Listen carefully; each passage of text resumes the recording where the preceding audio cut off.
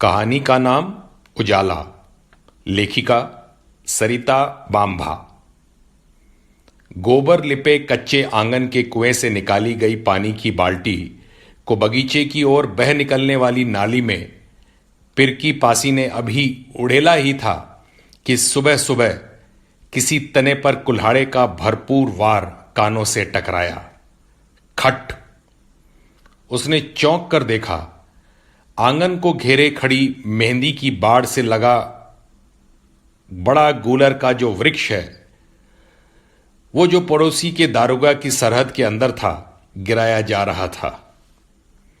साहब के गुलामनुमा दो व्यक्ति मोटे तने पर दोनों ओर से खटाखट कुल्हाड़े चला रहे थे। पृथ्वी का माथा ठनका। कुएं की डोर छोड़ दी। ये वृक्ष तो सीधा उसी की खपरेल पर गिरेगा। आंगन के ठीक उसी भाग में वह सहमता सा आगे बढ़ गया। क्यों भैया, क्या कर रहे हो? कुल्हाड़े क्षण भर रुके। देख नहीं रहे तुम? एक बोला। पृथ्वी पल भर मौन रहा। पिछले साल भर से जब से दारोगा साहब यहां तशरीफ लाए थे, मोहल्ले भर की गतिविधियों में आए परिवर्तन से वह अनभिज्ञ नहीं था। पर भैया, अच्छा न हो कि पहले ऊपर वाली मोटी टहनियां काट लो, फिर तने को काट रस्से से खींच कर अंदर अपने खुले बाड़े में गिराओ कि गरीब का नुकसान भी ना हो। वृक्ष का अधिक भार तो उधर ही है ना, खपरेल पर। वह हाँफने लगा था। हमें कुछ मालूम नहीं, साहब का हुक्म है, गिराओ। आंगन में बच्चों को धूप चाहिए, जाड़े की इंजोर चाहिए। यह तो ठीक है भाई, पर जैसे काट रहे हो कि आकर सीधा हमारे पर ही गिरेगा। पृथ्वी गिड़गिड़ाया।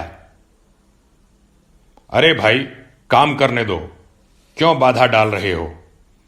जाके साहब से क्यों नहीं बतियाते? उनके वार लय ताल सहित और तेज हो गए। सुनो भैया, पृथ्वी ने फिर हाथ जोड़े। किसी का नुकसान किए बगैर गिराने में भला साहब को क्या इतराज हो सकता है? मोटा रस्सा ना हो तो उसका जुगाड़ मैं कर दूंगा। पहले टहनियां छाट लो, फिर भाई बड़ा पेड़ भी गिरा लेना। साहब का हुक्म है, जल्दी करना है, टहनियां गिराने का समय नहीं है। पृथ्वी घबराया। तब तक परबतिया भी चकराई सी कोठरी से निकल आई थी। तुम आप ही जाकर बात करो ना रत्नी के बप्पा। साहब सोए हैं अभी, एक ने फिर रुककर बताया। कल सांझ ही हमें बता दिया था कि उठने पर गिरा हुआ देखेंगे, सवेरे की धूप चाहिए। पृथ्वी फिर बदवासी से दौड़ता हुआ निकल गया और थोड़ी देर बाद मोटे रस्से का वजनी गुच्छा बाहों में भरे हौफता हुआ उपस्थित हुआ। उसे पेड़ से बांध लो भाई, और उधर से पीपल से कस लो। हमारी खपरेल बचा लो भैया। फिर वैसा ही किया गया, पर ऊपर का बोझ रक्षा खींचने पर भी न संभला और वृक्ष खपरेल के एक हिस्से को धसाता, आवाज करता, अर्रा कर भूमिगत हुआ। कच्ची दीवार भरभरा गई और बल्लियां खपरेल सहित कोठरी के तले जा लगी। पृथ्वी की घरवाली छाती पर हाथ मारती चीखी, हे भगवान, ई का हो गई भाई। पथराई आंखें पृथ्वी जड़वत खड़ा रहा। वृक्ष गिरने की भरकम आवाज के साथ बच्चे बाहर निकल आए थे।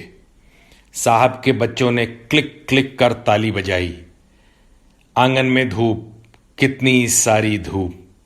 पृथ्वी के नादान बच्चे ने भी जाने क्या सोचकर साहब के बच्चों की नकल की। हमारा घर में भी इंजोर हो गया, धूप हो गई।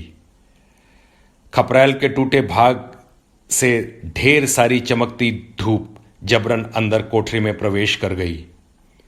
पृथ्वी जड़वत खड़ा रहा।